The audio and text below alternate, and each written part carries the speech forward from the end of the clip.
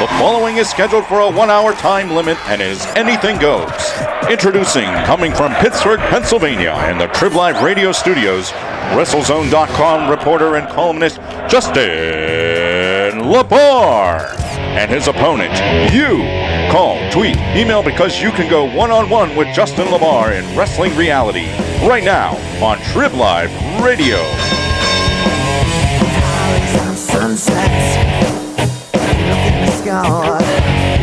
Another hairspray prom queen, so young and so insecure. Alright, I give up. I was gonna try.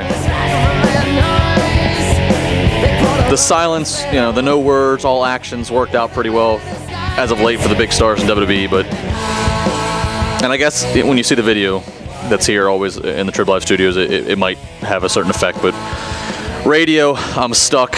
I'm on my own island. Wrestling Reality, Trib Live Radio here every single Tuesday, 3 to 5 p.m. Eastern Time, all around the world. Every week, better and better. And we owe that to you. sportstalk@tribweb.com is the email. 412-320-7925 is the number, or you can tweet me at Justin LaBar. As always, a ton of stuff to talk about. Heat on The Miz coming out of the backstage.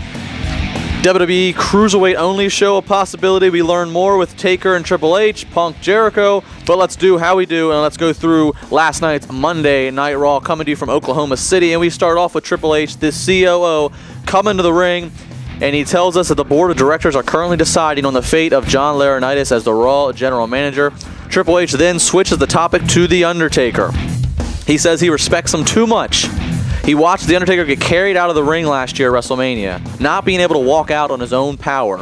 He wants to remember him like this. They then show a video package highlighting the triumphs and success of The Undertaker's streak and legacy. Triple H doesn't want to remember him like this. He said he does not want to remember him like this. They then show a video package showing Taker's weakness and not being able to walk out of last year's WrestleMania. Triple H says it's over.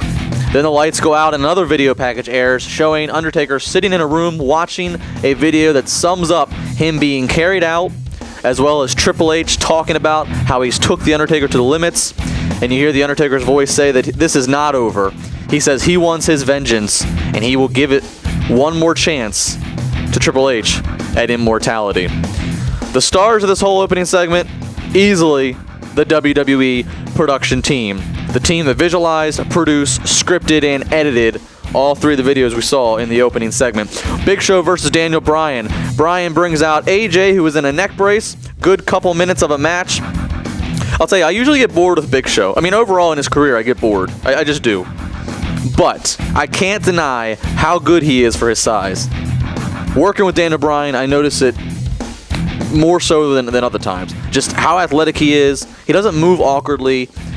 From how it looks on TV, if you know what you're looking for, he's safe in the ring, he protects his opponent in the right ways, and he logically sells moves in a way that a guy of his size should.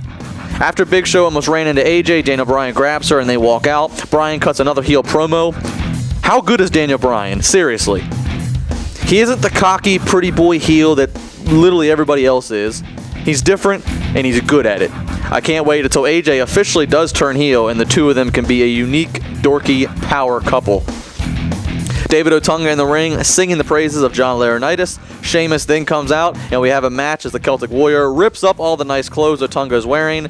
And if you forgot, Sheamus is in the Rumble, or was the Rumble winner rather, and he's going to WrestleMania. If you forgot all that, well fella, he just beat up on Jennifer Hudson's wife to remind you that Sheamus building momentum as he gets closer and closer to April 1st in Miami. Chris Jericho finally breaks the silence or the one-sentence theme that he had been going on. He does what many anticipated. He speaks about the guys who have all stole from him. He talks about The Miz dressing in suits and talking like him. He talks about Kofi Kingston's style in the ring. He talks about everybody in the locker room and the fans being Chris Jericho wannabes. But the biggest wannabe is the guy who wears the best in the world on his t-shirt, and that is CM Punk. Out comes CM Punk, who pulls a Chris Jericho. He teases that he's going to speak. He holds up the WWE title, turns his back to Jericho, showing the words "best in the world" written on the shirt, and walks away as Jericho is irate that Punk wouldn't speak to him We have all been looking forward to the war of words between these two. Ever since it was rumored that this feud would happen, ever since it became ever so obvious on screen, the war of words is something that hardcore wrestling fans have been looking forward to. And amazingly, right now we've only gotten one of them speaking at a time. We've never gotten both of them to interact and speak to each other. This is already delivering. It was smart. If we're anticipating the war of words, make us wait. Make the watch worth the wait. Make the catch worth the chase. Make the juice worth the squeeze. Plenty of time to WrestleMania. Don't unload it all in 1 week. The Great Khali and Randy Orton against Cody Rhodes and Wade Barrett. 4 of the guys in the World Heavyweight Championship Elimination Chamber match. Remember all the things I said about the Big Show? Athletic for size, protects opponents, logically sells, None of that is consistently applicable for the Great Khali. I hear he's a nice guy. That's great. But I'd still be scared to death to have to work with him. This is a guy who inevitably hurt an opponent in the ring, which then led to his death. Not in WWE, but prior to his days in WWE. A scary ability of strength from a guy who can mean as well as he wants to mean, but if you just can't control that strength of coordination the way he needs to in a wrestling ring to safely work, I don't want to have anything to do with it. Orton and Khali do get the win in this match. It's my belief that this segment, when the numbers come out, this segment will have definitely lost viewers, and I think it'll have the largest drop of viewers in the entire show, maybe even more than the Divas match. Other than Randy Orton, I don't know how many casual fans, by and large, care about this match and what its purpose was. 8 Divas tag match, crowd, really no reaction. Eve Torres ends up breaking her nose courtesy of a Beth Phoenix clothesline. The face team of the Divas end up getting the win. Maybe that match did lose more viewers, but you get the point. Triple H and Laurinaitis backstage. Johnny Ace announces officially that Shawn Michaels will be at next week's Raw in San Diego.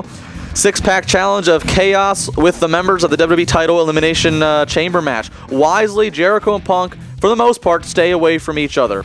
R-Truth took a nasty bump as he went to somersault over the top rope onto The Miz. The Miz, either out of position or to take the bump, or he was trying to move and have R-Truth miss in the context of the match. Any which way about it, wasn't a good call. Truth looked to have over-rotated a little bit in his somersault, but bottom line, he took a nasty back-first landing, whipping his head up against the mat on the floor, up against the padding on the ground. He would end up leaving the match. Whole match had a lot of mistiming, and most of that mistiming involved The Miz. In the end, Chris Jericho does get the win, but stemming off of that match, stemming off of the reports about the lower than wished upon Survivor Series buy rates, a lot of heat right now on The Miz backstage, so reports would say. We're going to talk about that. We're going to talk about Triple H, The Undertaker. We're going to talk about CM Punk, Chris Jericho, a cruiserweight-only show, and, of course, your emails at sportstalk@tribweb.com, phone calls 412-320-7925, and you can tweet me at Justin LaBar. It's Trib Live Radio. We'll be back.